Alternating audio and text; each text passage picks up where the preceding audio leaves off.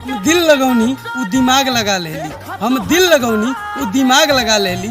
हमारा नाम के झूठा कसम खा के केहू और के नाम के मेहंदी लगा लेली।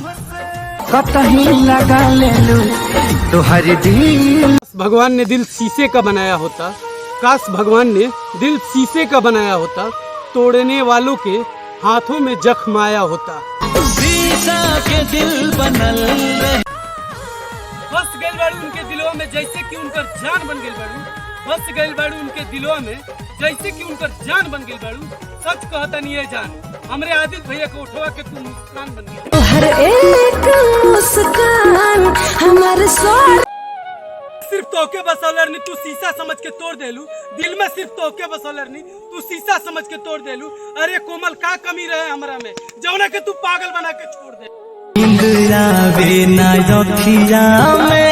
साल भर के सजावल सपना, साल भर के सजावल सपना तू पल भर में तोड़ देलू। आखिर का कमी रहे ये हमर जान कि हमरा अनूप भैया के साथ छोड़ देलू। शीशा के दिल बनल रहे।